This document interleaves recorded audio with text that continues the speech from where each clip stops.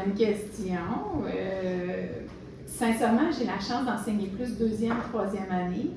À chaque année, moi, je suis beaucoup dans le moment présent. Puis quand je suis dans la classe, j'aime vraiment ça. Fait que moi, j'aime la classe que je suis devant là. Actuellement, je vous aime là. C'est vous autres qui êtes là, tu sais. Bonjour et bienvenue au tout premier podcast de la formation. Moi, c'est Marc, je suis étudiant en deuxième année à la faculté de pharmacie de l'Université Laval et je suis accompagné de mon cher collègue Jacob dans la même cohorte. Donc aujourd'hui, nous sommes en présence d'une personnalité, d'une grande personnalité à la faculté de pharmacie. Elle a navigué dans la pharmacie d'hôpital et dans le domaine de l'enseignement. Madame Julie Méthode porte plusieurs chapeaux. Elle est chercheuse à l'UCPQ, pharmacienne en établissement de santé et notre chère Dory. Alors on commence doucement. D'abord, comment allez-vous? Ça va bien. Fin de session, donc on a hâte aux fêtes, mais ça va très bien, puis on a très hâte à la nouvelle année. Pareil, on a bien hâte de recommencer aussi. Oui. On va briser la glace quand même, qui est une bonne question. En fait, on ne revient pas doyenne du jour au lendemain. Donc, parlez-moi un peu de vous, le parcours, pourquoi la pharmacie. On remonte à loin. On remonte à loin. Ben, à la base, moi, j'étais une étudiante qui aimait beaucoup l'école. Fait que c'était clair que j'ai toujours dit, si j'étais payée toute ma vie, je resterais étudiante. Fait que moi, j'étais bien dans le domaine scolaire. J'étais une étudiante qui performait quand même bien, mais qui travaillait toujours très fort. Puis j'étais aussi une étudiante athlète. Fait que moi, c'est les deux choses que je faisais, c'est soit que je m'entraînais ou soit que j'étudiais. C'est un petit peu l'histoire de ma vie.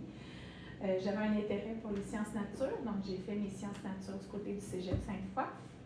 Puis je l'ai fait en fait en 5 sessions, justement parce que j'étais sur l'équipe canadienne puis j'ai fait des championnats du monde. Donc j'ai pu rentrer à l'université en janvier.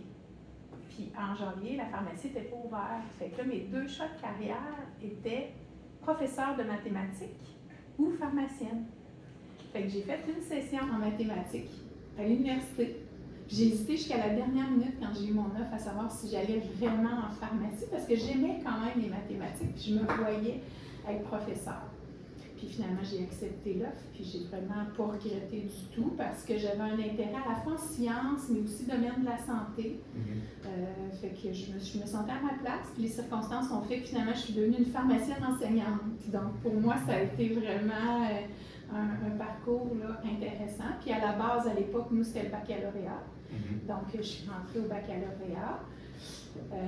Puis, on était exposés relativement tard en hôpital. J'avais fait mon stage clinique au CHUL. J'ai eu un coup de cœur pour l'hôpital. Donc, à ce moment-là, je me suis dit, c'est une possibilité de faire la maîtrise. À l'époque, on appelait en pharmacie d'hôpital. Donc, j'ai fait ma demande. Puis, on terminait fin avril, on commençait notre maîtrise là, tout de suite. Début mai, là, dans ces eaux-là. Puis j'ai eu la chance d'être résidente à l'hôpital Laval. Et par la suite, ben là, ayant touché un petit peu à la recherche, je me suis dit, peut-être que je pourrais faire un doctorat.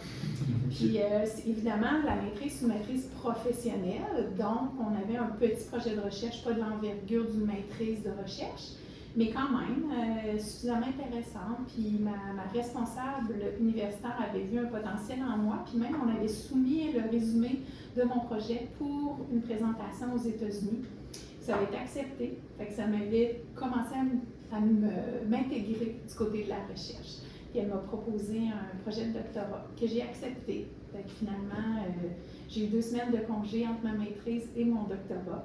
Je suis rentrée au doctorat. Pendant mon doctorat, ça a été un doctorat un peu plus long que le standard. Le standard, souvent, c'est un 4 ans. Moi, ça s'est étiré un petit peu parce que j'ai eu mes 2 garçons à travers mon doctorat.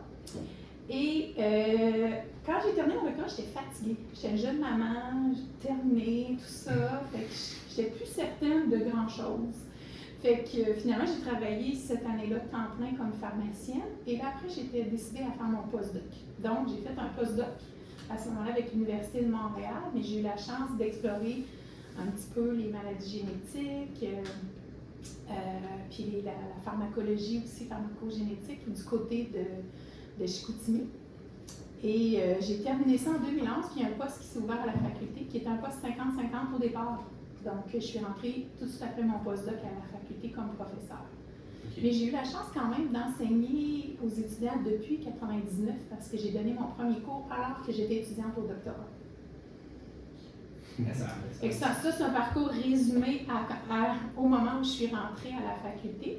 Depuis que je suis à la faculté, entre-temps, mon poste 50% a transféré à 100%.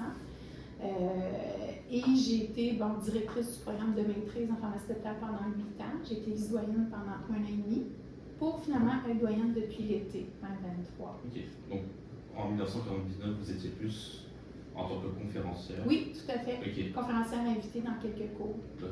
Je venais sporadiquement.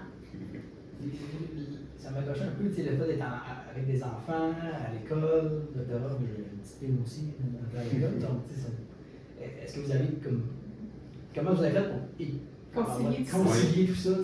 J'ai un super conjoint. J'ai un super conjoint extrêmement dévoué, extrêmement présent, qui cuisine très bien, qui est le cuisinier de la famille. Mais évidemment, je pense que ça prend un entourage qui est présent. J'avais aussi mes parents, ma belle famille qui était assez proche pour aider aussi avec les enfants, parce qu'il ne faut pas se le cacher. C'est quand même exigeant. Puis l'autre chose aussi, c'est le fait que moi, je devais voyager aussi pendant mon postdoc. J'avais mon plus jeune garçon, avait 2 ans, au début que j'ai commencé mon postdoc, et qui comprenait pas qu'est-ce qui se passait nécessairement. Fait que j'ai essayé plusieurs stratégies de lui dire d'avance, de ne pas lui dire, de faire. Puis à l'époque, les réseaux sociaux n'étaient pas ce qu'ils sont maintenant.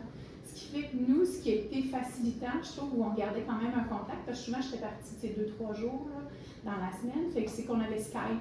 Fait que souvent, moi, je travaillais au centre de recherche, Skype était ouvert, mon conjoint ouvrait Skype à la maison, puis je voyais les enfants passer après le bain, je voyais... Fait que j'étais quand même dans la vie familiale, même si j'étais pas toujours présente. Ça a duré combien, cette histoire? C'était quand même assez long, parce que j'ai voyagé de 2007 à 2011 à peu près, quand même. Ouais, fait que ça a été plusieurs années, ouais. C'est un beau courant. Je veux dire, juste moi, à la fin de session, des fois, je trouve que faire un peu de tout. C'est un bon travail d'équipe. Oui, tout à fait. Il va falloir que je vois les trucs. Parce que... Oui, on s'en parle après. Bon, alors, ramenons-nous au sujet des études en pharmacie. Ouais. Dans le fond, c'est quoi les critères que vous recherchez dans un bon programme? Puis, c'est quoi les étapes de construction d'un programme, justement? Oui.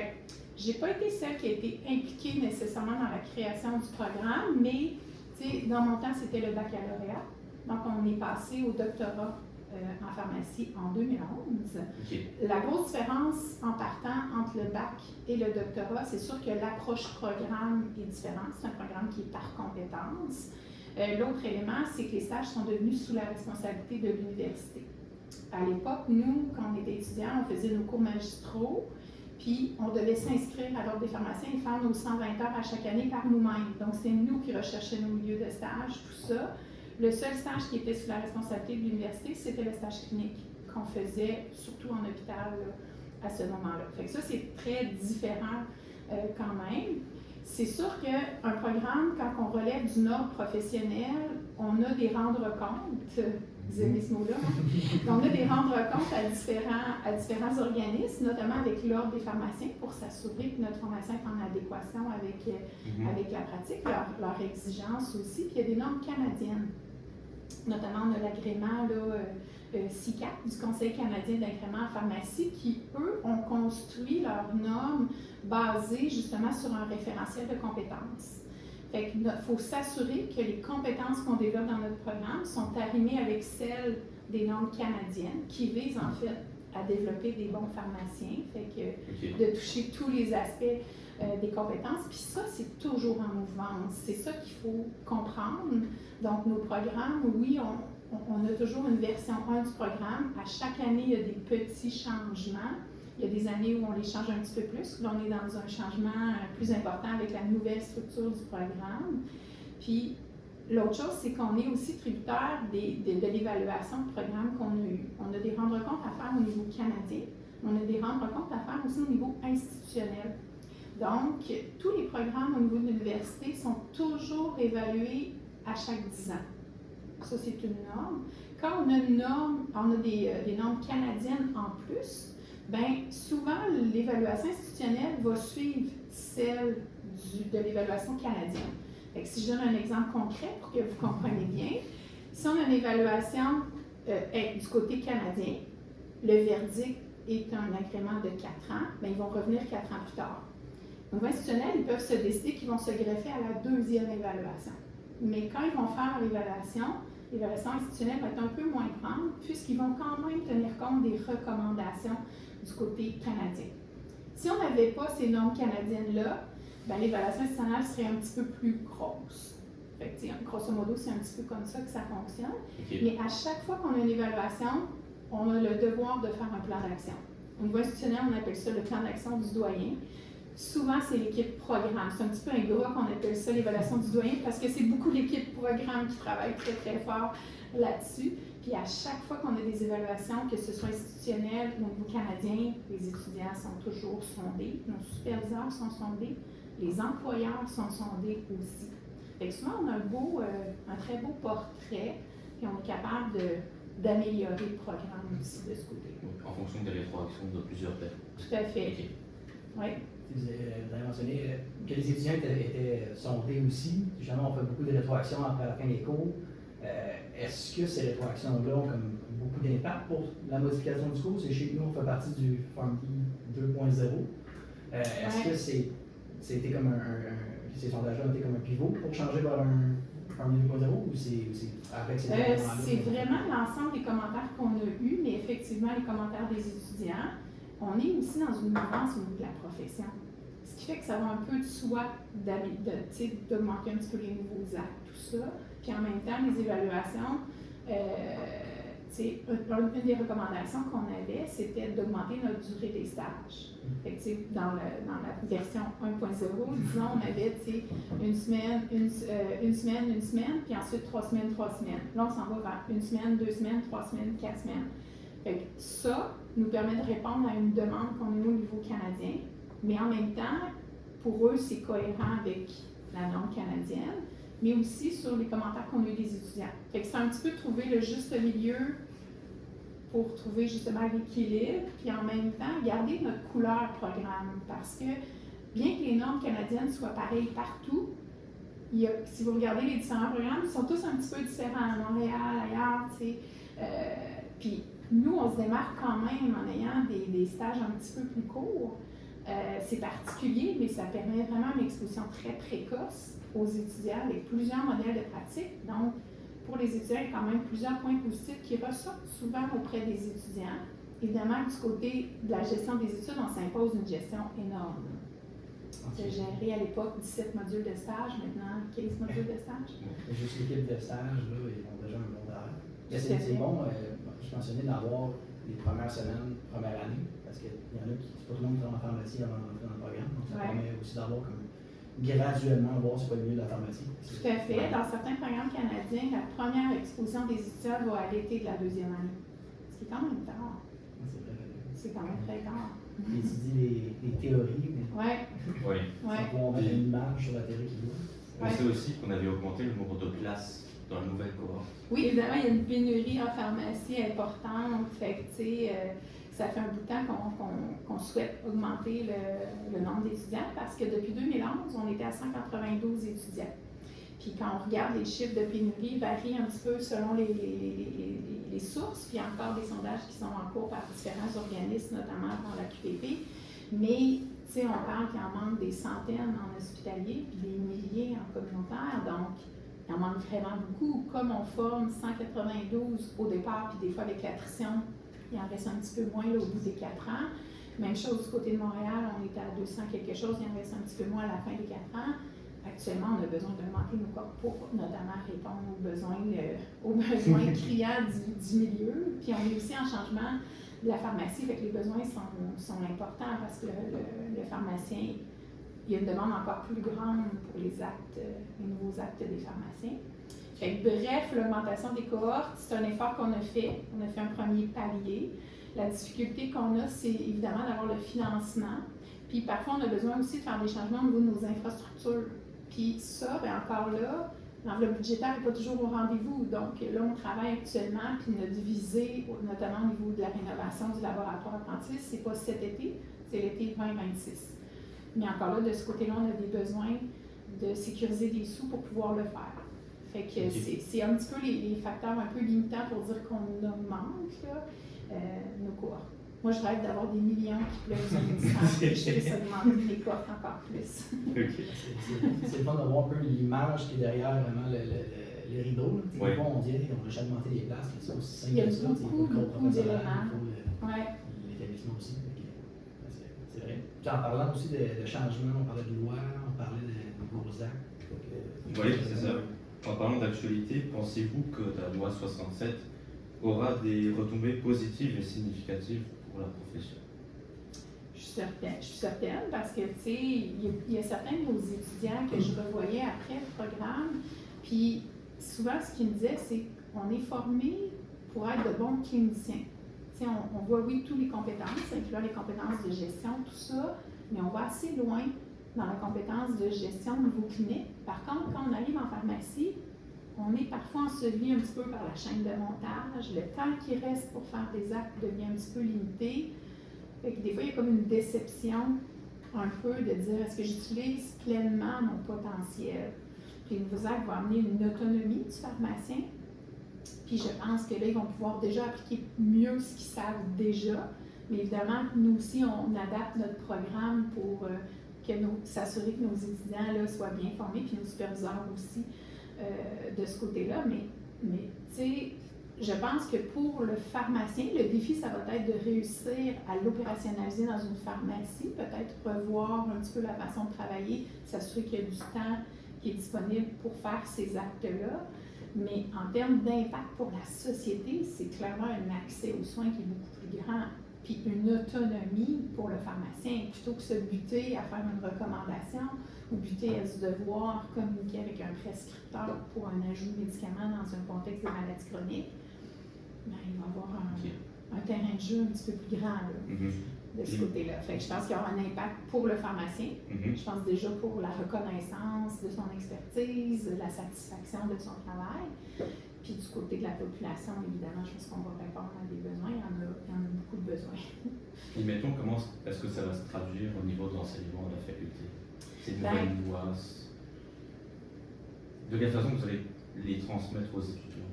Oui. Justement. Bien, on est déjà, tu sais, c'est déjà en mouvance, puis on s'ajuste au fur et à mesure. Puis il faut savoir qu'on est en discussion, on a un groupe du côté du programme, tu sais, notamment Chantal Simard, Marc-Claude Boivin.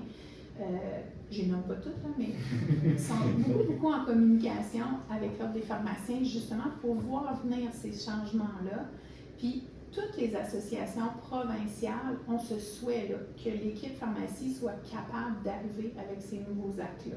Fait qu'actuellement, on est en production de formation, autant pour nos pharmaciens en pratique que pour nos étudiants. Puis nous, on a notre bureau de formation continue aussi à la faculté. Fait que je vous dirais que des fois, on va d'abord créer une nouvelle formation qui va servir aux étudiants, mais aussi du côté de nos pharmaciens en pratique. Des fois, c'est un petit peu l'inverse. Comme je le disais tout à l'heure, je pense qu'il y a déjà de la formation qui est sous-utilisée. Puis plutôt que d'arriver à la conclusion d'une note saute, de dire je recommande, j'appelle le médecin, bien, j'opérationnalise avec les lignes directrices. Fait qu'il y a une portion de ça que la matière est vue, mais elle est abordée d'une façon différente. Fait qu'il y a cette adaptation-là qui doit être faite. L'autre chose aussi, c'est qu'on a quand même la chance d'avoir des laboratoires pratiques, puis d'avoir des cours intégrateurs qui nous permettent justement d'intégrer ça. Un des éléments, comme il y a une prise en charge un peu plus globale d'une maladie chronique, bien, je pense que c'est toute l'évaluation physique du patient qui est peut-être à creuser un petit peu plus dans des secteurs particuliers. Fait que ça, c'est des formations qui sont en développement présentement. Puis, tu sais, on vous fait travailler beaucoup votre capacité d'autoréflexion, votre capacité aussi de déterminer votre jugement clinique, de dire est-ce que je suis apte, est-ce que je suis capable de le faire. Ça aussi, de travailler ça, c'est extrêmement important parce que c'est ce que le pharmacien aura à faire. Il y aura un terrain de jeu assez grand. Okay. Il aura à dire est-ce que je suis compétent, est-ce que je suis la bonne personne pour le faire, est-ce que j'ai les compétences pour le faire. Si oui, bien, on peut le faire à ce moment-là. Fait que c'est à différents niveaux, je dirais, là, puis voilà. J'ai accroché surtout c'est lié aux soins, l'opérationnaliser. Moi, je suis vraiment un avant les stages en région. Je m'en vais souvent là-bas. Puis, c'est certain que dans les grandes villes où est-ce que les ressources sont proches, peut-être que les propriétaires sont plus ouverts à vraiment faire un investissement en conséquence, puis offrir le service, puis l'optimiser. Ce qui peut être un peu plus un défi pour des pharmaciens en région. Est-ce que vous pensez que cette loi-là oui, elle est bonne pour la société, mais est-ce que est faisable dans l'ensemble de la province? Il y a des enjeux d'intégrer, c'est clair. Ne serait-ce que déjà à savoir comment les pharmaciens vont être rémunérés, déjà sont partants. La QPP fait un super travail de ce côté-là pour reconnaître à sa juste valeur ce que le pharmacien fait.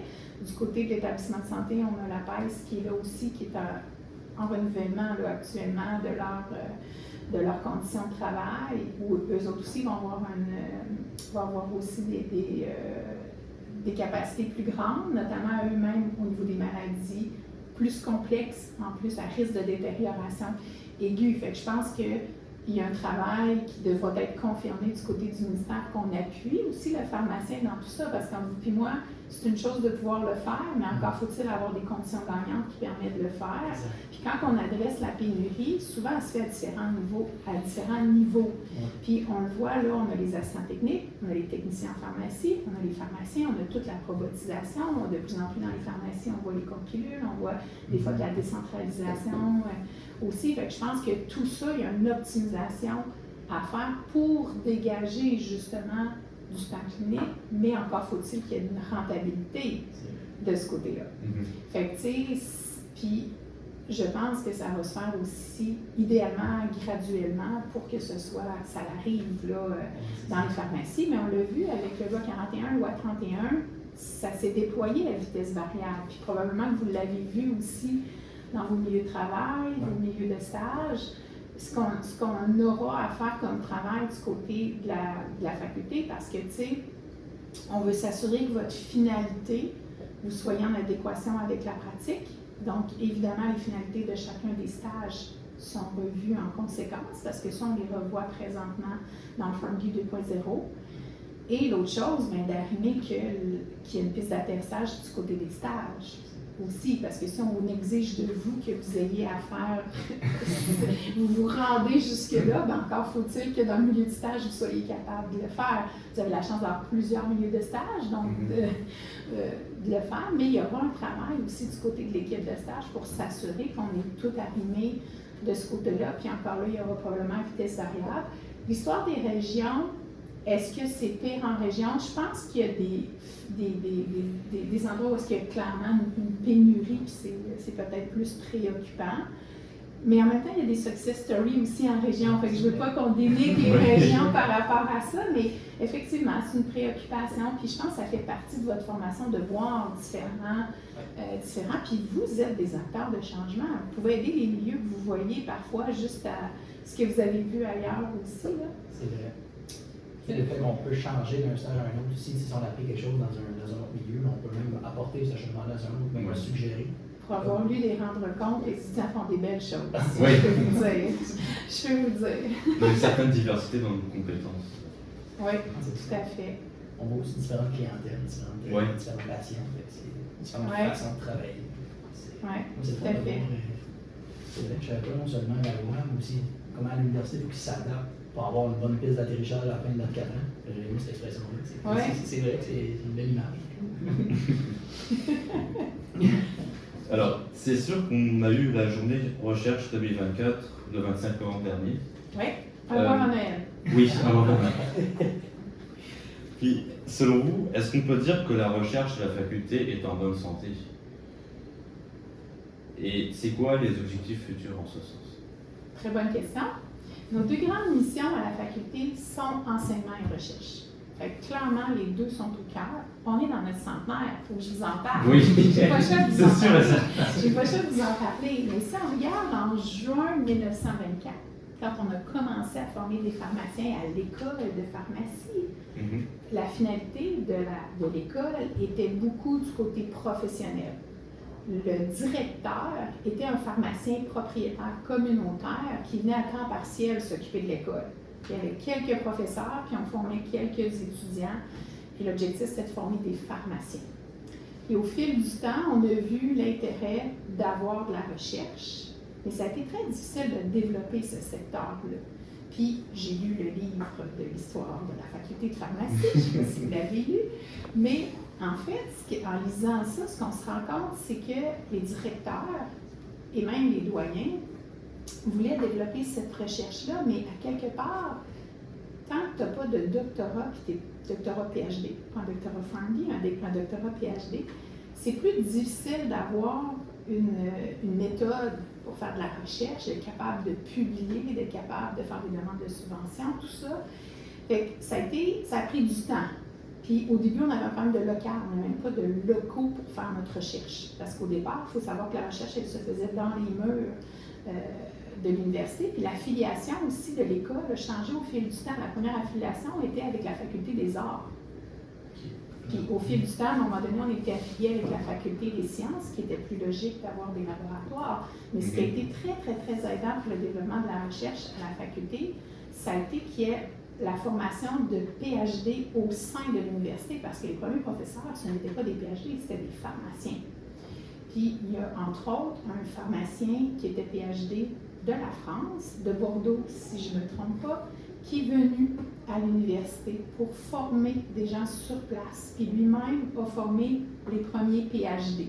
Puis suite à ça, on a vu qu'ils ont été capables de développer un petit peu plus la recherche. Puis quand on a eu une masse critique, bien là, on était capable de créer des programmes comme la maîtrise en recherche, le doctorat en recherche, ce qui fait que c'est venu un petit peu plus tard. Fait qu'il y avait une volonté très tôt de développer la recherche, mais c'est arrivé un petit peu plus tard qu'on était capable d'avoir vraiment ces deux missions-là au centre de la faculté.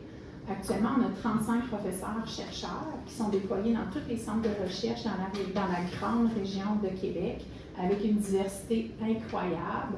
Puis si on regarde juste de 2019 à aujourd'hui, on est à plus 10 professeurs. Puis quand on regarde nos chiffres, on a une croissance importante. Évidemment, quand on augmente notre masse critique, on augmente notre masse de subventions, on augmente notre masse d'étudiants. Donc, on est vraiment dans une croissance actuellement. Ce qui est intéressant, c'est quand on se compare sur le campus, parce que nous, on est une faculté non départementalisée. Dans d'autres facultés qui sont en termes de nombre plus gros, puis qui ont plusieurs départements, quand on ramène ça par professeur-chercheur, comme par exemple financement par professeur-chercheur, publication par professeur-chercheur, parce qu'évidemment, les autres sont des centaines, nous on est 35, mais quand on ramène en professeur-chercheur, on se situe, ça serait à revérifier, là, mais mettons 3/4e sur le campus sur 17 facultés. On est quand même une pas très grande faculté. Fait qu'on a une belle performance en recherche. Puis on a une belle croissance. Fait qu'assurément que je vais te répondre que la recherche se porte plutôt bien. Puis si, je sais pas si vous avez eu la chance de venir à la journée recherche, il y a une diversité. Parce qu'à l'intérieur de nos professeurs-chercheurs, leur intérêt parfois est très proche. Bon, c'est des cliniciens, fait qu'on a le secteur de pharmacie et clinique, mais on a aussi tout le volet d'épidémiologie qui nous amène complètement à d'autres choses. Puis on a aussi tout le volet fondamental. Et ce qui est très à la mode en recherche, c'est d'avoir de la recherche un peu plus translationnelle ou des gens qui vont collaborer ensemble. Puis ça, on en a plusieurs là, à l'intérieur de la faculté. Un fondamental qui travaille avec un clinicien, un épidémiologiste qui réussissent à faire des projets ensemble. Puis on a d'ailleurs une bourse qu'on remet annuellement à un professeur ou une équipe de professeurs qui réussissent à faire des nouvelles collaborations. Puis à chaque année, on a des super belles choses qui sortent de tout ça. Donc c'est une histoire de réseautage, on va dire. En recherche, c'est extrêmement important. Extrêmement important. Mais on peut être très fier de la recherche qui se fait actuellement à la faculté de pharmacie. C'est un bon signe. Ben, je trouve ça impressionnant, juste le fait qu'on ne soit pas départementalisé, puis qu'on se situe quand même dans les top 5. Oui, tout à Et fait. on sait aussi que dans la recherche, il y a des hauts et des bas en plus. Oui, c'est très difficile, mais on est rendu à notre 5e chaire de recherche, qui est quand même aussi un signe d'excellence, parce que pour atteindre ce niveau-là, c'est extrêmement difficile, puis en même temps, ben, c'est une belle reconnaissance. Fait que juste ça, c'est un exemple là, parmi plusieurs, mais actuellement, on a environ une centaine d'étudiants gradués, donc maîtrise, doctorat. C'est sûr que je ne vous cache pas que ça serait intéressant qu'on ait un peu plus de pharmaciens qui prennent la voie de la recherche. Okay. Ça, c'est toujours quelque chose qui est peut-être un petit peu plus difficile d'attirer les étudiants pharmaciens du côté. On en a quelques-uns, puis dans notre corps professoral, on en a qui sont pharmaciens et chercheurs. Mais actuellement, ce qui est merveilleux aussi parmi nos professeurs-chercheurs, on a un nutritionniste, on a un cardiologue, on a différents autres corps de métier que pharmacie aussi. Mais étant pharmacienne, ayant aussi fait un parcours en recherche, je vois la richesse de tout ça aussi, puis on a besoin de futurs professeurs-chercheurs aussi pour la faculté. On ne sera pas là éternellement. Oui, mettons, il y a combien de personnes par année, mettons, qui disaient « Ah, je vais aller faire le profil de recherche », parce que je sais qu'il y a comme plusieurs... Effectivement, il y a le profil de recherche au Pharmley, puis c'est une des raisons pourquoi on l'a mis, le profil de recherche, pour d'exposer un peu les futurs pharmaciens à ce profil-là, pour leur faire connaître, puis peut-être en inciter à poursuivre un peu plus loin. Au niveau du profil de recherche, très variable d'une année à l'autre. On a eu, je crois, une petite cohorte de 2 étudiants jusqu'à 14, 15, 20 peut-être étudiants. Et il y a aussi la difficulté de commencer le profil de recherche et le terminer le profil de recherche.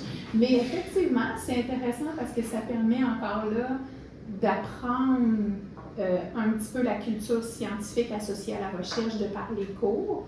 Juste entendre le parcours des professeurs-chercheurs, c'est super intéressant. D'avoir la possibilité de butiner auprès de différents professeurs-chercheurs, d'aller voir ce qui se fait dans les laboratoires, puis de vivre une expérience de stage. Notamment, souvent, les étudiants vont faire un stage d'été de 6 à 8 semaines. C'est une belle exposition. On voit quand même comme les avancées autant au niveau pharmaceutique. On parle aussi d'instrumentaliser aussi les nouvelles lois, la robotisation, aider autant communautaire. Je sais qu'on a eu des sondages aussi dans notre programme pour l'intelligence artificielle dernièrement. Je trouvais quand même ça pertinent d'avoir votre point de vue par rapport à l'utilisation de l'intelligence artificielle au niveau de la pharmacie. Est-ce qu'il y aurait une façon de l'optimiser ou est-ce que ça serait à côté? On est au tout début de l'intelligence artificielle. Je pense que ça l'ouvre tout un pan énorme dans tout ça. Évidemment, il y a tous les enjeux éthiques, les enjeux de confidentialité.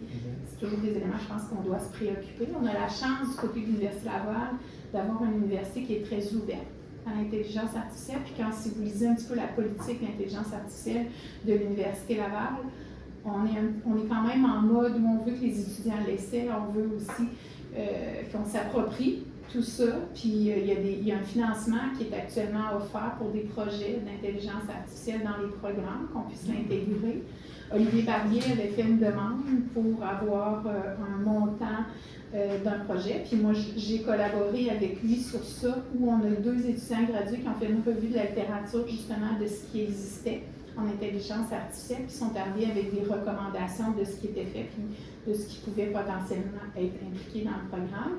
Encore là, ça fait déjà un petit bout de temps que on le fait, puis je serais curieuse qu'ils le refassent maintenant parce que ça va à vitesse grand V, là.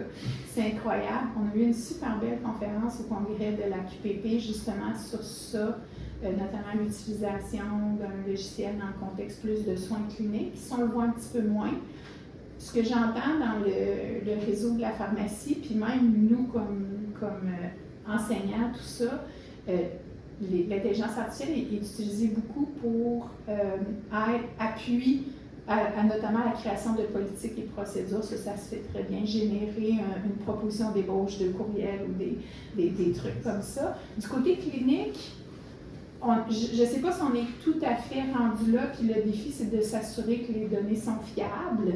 On a fait des tests, justement, plusieurs pharmaciens ensemble pour rentrer la même chose, puis on n'a pas nécessairement la même réponse.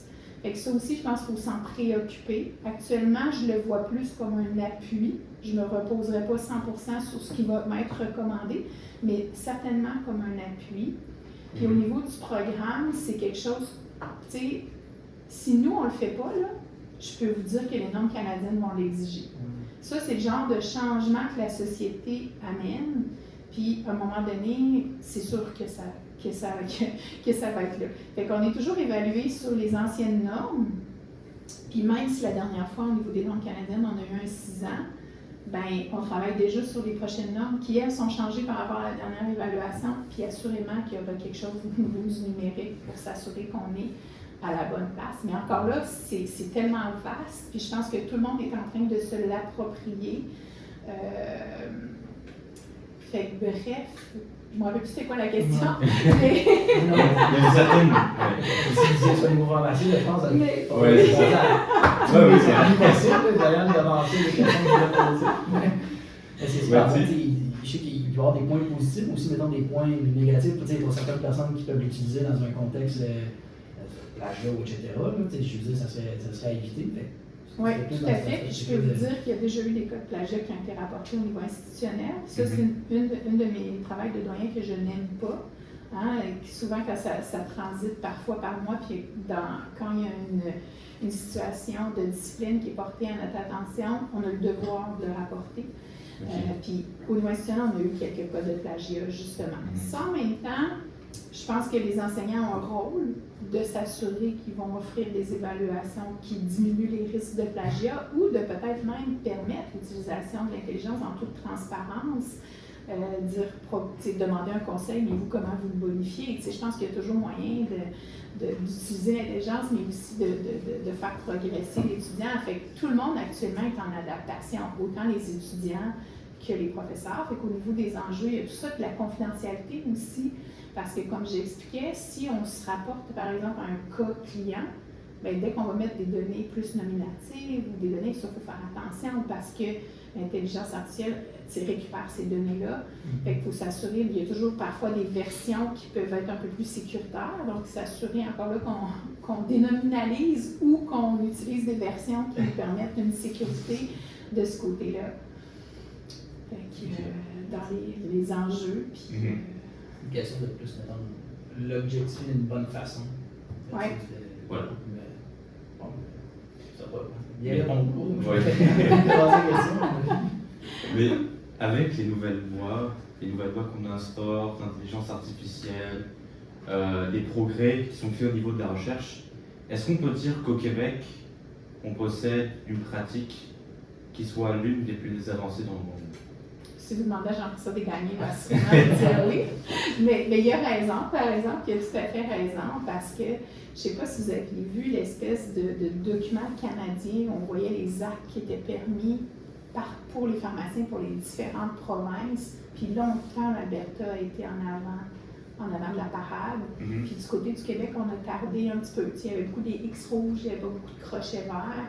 Puis on voit déjà avec loi 31, loi 41, on a augmenté. La vaccination a amené un autre crochet de plus. Ça a été vraiment super intéressant. Mais avec le projet de loi 67, on dépasse tous les crochets. C'est très, très avancé. Il y a très peu d'endroits dans le monde qu'on utilise le pharmacien comme ça. Fait que je pense que c'est très nouveau, puis on est un modèle de pratique. Je pense qu'on fait l'envie de plusieurs personnes aussi. Fait que c'est sûr que c'est beaucoup de responsabilités, mais c'est très, très positif pour la pharmacie. Chaque année, il y a toujours des nouveaux gradués qui sont du programme. C'est ceux qui sont comme à cheval de la nouvelle loi, ceux qui voient vraiment comme toute la transition sans nécessairement voir le fruit avant, juste après avoir gradué. C'est quoi le conseil que vous leur donnez à ces étudiants-là? Assurément, il faut qu'ils restent en adéquation avec la pratique. Je pense qu'ils vont le sentir de toute façon. On a l'obligation avec l'Ordre des pharmaciens de faire nos crédits aussi là, à chaque 2 ans aussi. Là. Mais je pense que les gens le font naturellement.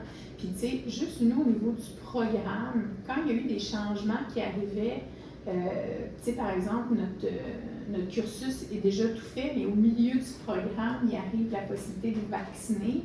Bien, nous, on a toujours un plan d'opérationnalisation qui est discuté avec l'OPQ pour s'assurer que les finissants, nous, si par exemple on dit on a intégré le nouvel activité en 2e année, mais on en a qui sont rendus déjà en 3e, 4e année, on va avoir des activités spéciales qui vont être faites en 3e, 4e année. Puis là, bien, on démontre à l'Ordre des pharmaciens que nos finissants ont les dernières, sont aptes à faire les dernières actes. Puis ceux d'après, bien, c'est intégré au programme. Puis ça, on le fait, là. On s'adapte, puis on le fait. Fait que quand c'est dans notre terrain de jeu, on travaille comme ça avec l'Ordre des pharmaciens. Quand c'est à l'extérieur, bien, j'espère que vos compétences, puis vos postures de continuer aux mises à jour, puis de tout ça, vous l'avez appris, puis ça va de soi de le faire, là, parce que si vous avez choisi la pharmacie que vous ne voulez pas apprendre, vous n'êtes pas à la bonne place. Là. Clairement que vous allez apprendre toute votre vie. Pour mettons les nouveaux, ceux qui sortent du cégep, est-ce que vous avez des conseils pour les nouveaux qui veulent ou qui aspirent à entrer en pharmacie, par exemple? Bien, je pense que déjà, s'il y en a qui avaient le même profil que j'avais à l'époque, de dire on a un côté, oui, social, mais on a un côté aussi de science, puis qu'on souhaite améliorer le devenir des gens. Je pense que, tu sais, ça, déjà en partant, c'est des thèmes très, très généraux. La beauté en pharmacie, puis ce que j'aime beaucoup, c'est qu'on peut avoir différents profils. Puis c'est ces profils-là, des fois, qui sont un petit peu méconnus. Il y en a déjà, d'entrée de jeu, qui vont avoir un intérêt pour être pharmacien propriétaire. Il y en a qui le découvrent plus tard, qui ont le goût d'être gestionnaire. Il y en a qui ont le goût d'être pharmacien communautaire. Puis du côté hospitalier, il y a tout un autre réseau qui est là, tout à fait intéressant aussi, qui peut être clinicien à l'étage, mais qui peut faire aussi un petit peu de recherche ou d'être justement un gestionnaire en établissement de santé. Il y en a qui vont prendre la voie de l'enseignement. Il y a l'industrie. Il y a tellement de profils différents.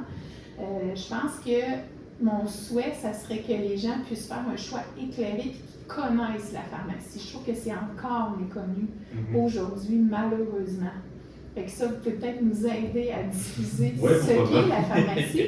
Puis même, le constat qu'on faisait au niveau de la grande famille de la pharmacie, c'est qu'on a avantage à faire connaître, oui, la profession de pharmacien, mais aussi celle d'assistant technique puis de technicien, parce que plus qu'on a d'assistants techniques, plus qu'on a de techniciens performants, clairement que ça va aider les pharmacies aussi. Fait que la pénurie qu'on parle du côté des pharmaciens, on la voit aussi aux autres niveaux. Fait qu'encore là, je pense qu'il y a de la méconnaissance, parce que j'en connais là, des assistants techniques, des techniciens là, épanouis dans leur domaine, puis encore là, il y en manque, puis il y a des problèmes d'attractivité aussi de ce côté-là. Fait que, puis tu sais, moi, j'ai fait partie de celle qui s'est engagée dans cette... Là, je l'ai moins fait récemment, mais tu sais, j'ai été dans certaines écoles secondaires parler de ce qu'était la pharmacie. Pendant mon congé de maternité, j'ai créé un document qui a été présenté à la journée carrière sur quel était le rôle du pharmacien. Puis ça, j'en connais des plus jeunes pharmaciens. Puis souvent, les jeunes aiment ça se faire parler par des jeunes. Ils aiment moins se faire parler par des vieux. Fait que moi, je suis quasiment trop vieille pour faire ça. Fait que ça prend des jeunes comme vous, ou des jeunes qui viennent de graduer, qui puissent le faire, puis qui sont des modèles inspirants pour ces gens-là. Sûrement. Bon. Ben, je pense qu'on arrive à la fin de notre podcast. Au fond, pour terminer sur une note plus légère, que diriez-vous de répondre à des questions en rafale? D'accord, je vais répondre en rafale. Ça veut dire que c'est des réponses plus courtes? Oui, c'est ça. Okay. Thé ou café? Café. Chien ou chat? Chien. Votre sport préféré? Ben, je suis une ancienne athlète de taekwondo, donc assurément que je dirais taekwondo, mais je suis une sportive en général. J'aime beaucoup de sport. Votre saison préférée? Boy, ça c'est difficile. Je les aime vraiment toutes, puis je m'arrange pour en profiter de toutes, mais si j'avais le choix, je pourrais choisir l'été. Moi, je dirais l'automne plus. Ouais? C'est pour éviter les grosses chaleurs? Oui. Ouais. Mais tu sais, je suis vraiment ambidex là-dedans. Là. Quelqu'un qui va, Mais je trouve quand même que c'est intéressant qu'on ait ces saisons-là au Québec, puis qu'on puisse. Moi, je suis contente quand je fais du vélo, je suis contente de ranger mon vélo, je suis contente de sortir mes skis, je suis contente de sortir mes patins. Et qu'il y a comme un cycle là-dedans aussi. Puis on voit en plus l'évolution de la nature. Ouais. Ça fait changement. Selon vous, c'est quoi la meilleure chanson à écouter quand on est heureux? Eh boy! N'importe quelle chanson qui a du rythme, moi j'aime ça parce que une des choses que je faisais beaucoup avec mes enfants quand ils étaient petits, on faisait des discos. Fait que nous, on se met de la musique un peu dance, là, puis si on peut le faire. Fait que ça, c'est qu'est-ce qu'on dit, c'est comme dans un moment heureux, là, je dirais c'est ça. Mais à peu près toutes les musiques, moi je marche beaucoup puis j'aime beaucoup écouter la musique, là. Fait que... C'est les musiques de Noël. Ouais, les musiques de Noël. Actuellement, j'écoute beaucoup de musique de Noël. Moi puis mes amis et moi du secondaire, notre groupe préféré de musique était Bon Jovi. Fait que c'est sûr que si je suis en voiture puis j'entends une tune de Bon Jovi, clairement que ça me ramène à mon secondaire, puis là, il y a comme une petite joie qui arrive. Sinon, des chansons à écouter quand on est triste. Ah, boy, parce que je suis pas sûre que c'est bon d'écouter des chansons. Des chansons. Mais peut-être qu'à ce moment-là, tout dépendant de ce qu'on a besoin, si on a besoin de la relaxation, encore là, il existe des belles listes de relaxation. Sinon, ça peut être intéressant aussi d'y aller avec un groupe préféré pour se changer les idées. Justement. Puis des fois, quand on est triste, on a le goût d'écouter des paroles en particulier. Tu sais, je pense, mettons, Nida Lemay, n'écoute pas ça tout le temps, mais des fois, quand tu t'arrêtes aux paroles, tu te dis « Ah, c'est intéressant. » Fait que c'est... En plus, en tendance avec les paroles. Oui, ben, c'est ça. Tu dis « Ah, tu sais, t'es attentif à ça aussi. » Ouais, des fois, on est plus attentif au rythme qu'au parole. Oui, effectivement. Puis, si vous pouviez rencontrer n'importe qui que ce soit, ce serait qui et pourquoi? C'est une bonne question. Bonne question. Qui j'ai pas rencontré, je devrais rencontrer? Ça peut être réel comme fictif. John Bon Jovi. Je vais rester dans la thématique. Oui. Mais ce qui est super drôle, c'est qu'en secondaire, je sais pas quoi, 3 je pense, on avait un gars de secondaire 5 qui ressemblait à John Bon Jovi. Fait que nous, les filles, on est allés le voir, on lui a demandé de signer dans l'album comme étant John Bon Jovi. Mais il était fin à embarquer dans notre jeu. C'est quoi votre pays préféré? Ben, j'adore vivre au Canada, là. Fait que pour moi, le Canada, clairement, je suis très bien ici, mais j'aime découvrir des nouveaux pays. J'ai eu la chance avec le taekwondo d'en faire des spéciales. Là. Tu sais, je suis allée au Honduras, je suis allée en Malaisie, je suis allée en Russie, je suis allée en Corée du Nord, imagine pas non. Fait que c'est ça. Fait que j'ai voyagé un petit peu plus par moi-même. Là, récemment, en Grèce, j'ai adoré. J'étais en Italie, j'ai adoré. J'ai pas encore fait l'Espagne. J'aimerais faire l'Espagne, le Portugal. Je te dirais, si j'avais le choix dans les prochaines destinations, ça serait ça. Corée du Nord, c'est vrai. Ouais, en 92, quand j'étais au cégep. Ça fait un petit bout. Vous étiez pas né? Non. C'est ça. Non, pas du tout. Ça trahit mon âge. Oh. Dernière question, Oui? et la plus importante. Je suis d'accord. Quelle est votre cohorte préférée? Eh boy! Bonne question. Sincèrement, j'ai la chance d'enseigner plus deuxième, troisième année. À chaque année, moi, je suis beaucoup dans le moment présent. Puis quand je suis dans la classe, j'aime vraiment ça. Fait que moi, j'aime la classe que je suis devant là. Actuellement, je vous aime, là. C'est vous autres qui êtes là, tu sais. Puis dire que j'en ai une préférée, ça serait mentir, là. Tu sais, ben franchement, j'ai du plaisir. Puis je pense que chaque cohorte a sa couleur aussi. C'est sûr que vous le savez, j'enseigne en interagissant avec les étudiants. Fait que si vous êtes une cohorte qui n'interagissez pas, ça se peut que je vous aime moins. En plus, le plaisir, la passion d'enseigner, mais ça dépend des groupes favorisés, mais dans un sens, on est dans notre tout. On transmet notre savoir, donc tout à fait. Ouais, c'est ça. Il n'y a pas de favori. C'est un petit peu ça que je disais. Bon, Madame Méthode, merci beaucoup de votre présence. Ça me fait plaisir. On vous souhaite un très joyeux Noël. Ah, merci. Vous Et aussi. une très bonne année. Profitez-en, allez jouer dehors. Oui. C'est très important. Le plus important. Oui. Merci beaucoup. Bienvenue.